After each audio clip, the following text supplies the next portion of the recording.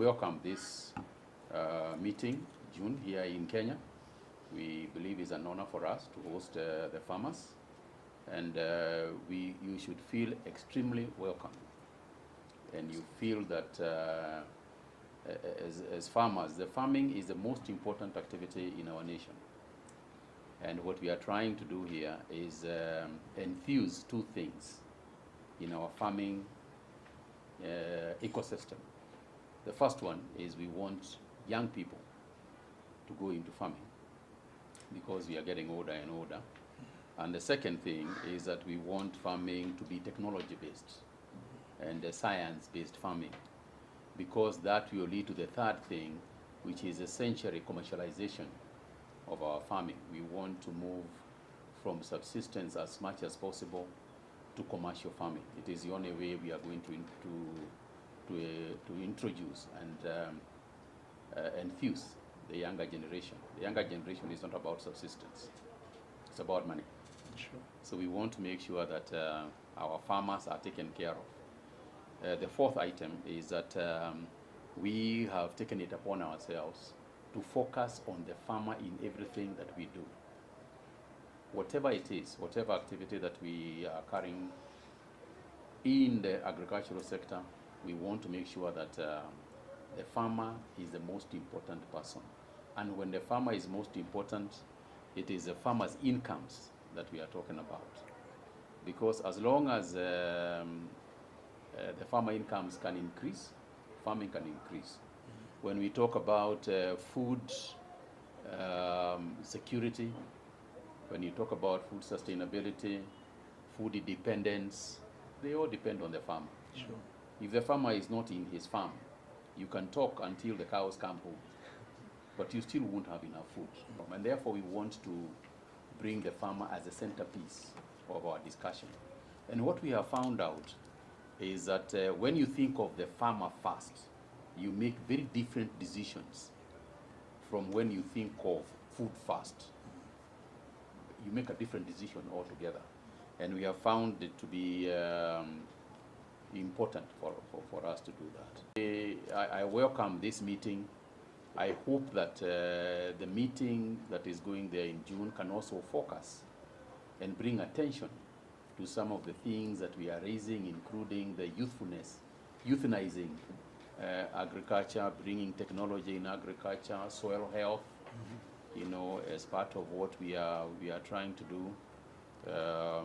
But also in terms of international agricultural trade, because it is not just a question of growing things, it's a question of also trading and having an international trading regime that is good for everybody, and it has been a bit unfair in some instances. So again, welcome, and I'm hoping, Chairman, that in the process of the farmers visiting, we are also organizing for them to see the country a little bit.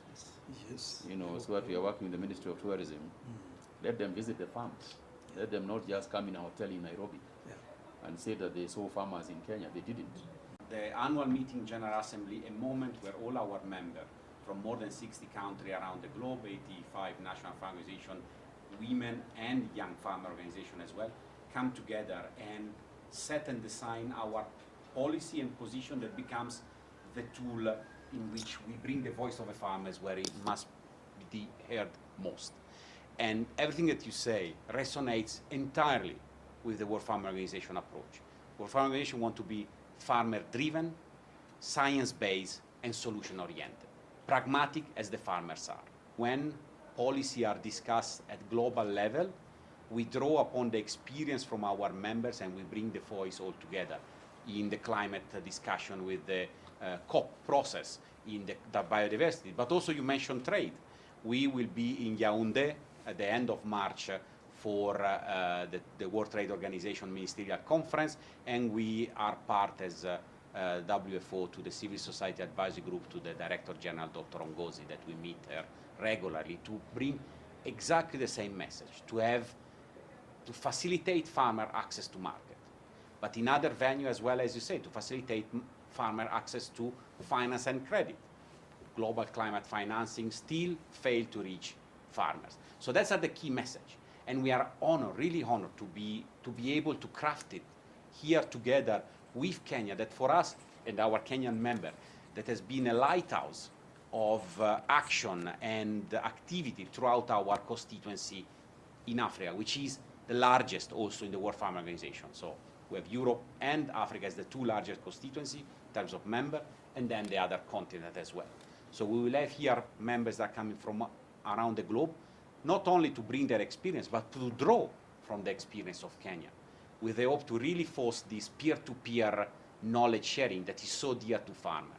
Farmers like to see and hear from other farmers. That's how innovation, technology, solution penetrate better. I know that Kenya really believes in this, WFO as well. I'm sure and I'm positive that all our members will be impressed of the achievement and vision that Kenya as a country has on how they forge and envision the agriculture of the future.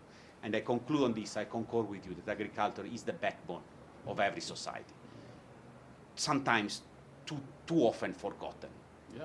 We are in a moment, and it was really incredible what you were saying about the origin of food. I think that if we open any social media, you mentioned communication, today we are in an era that everyone is talking about food, and so few people knows where the food comes from. Absolutely. We have cook, we have chef, we have young people, everyone playing with foods, and it's fantastic, but there should be more there.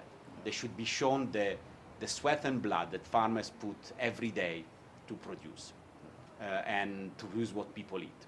And lastly, I conclude on what you're really refreshing and eye-opening word. I mean, we have a real issue of generational renewal, and not only here, globally.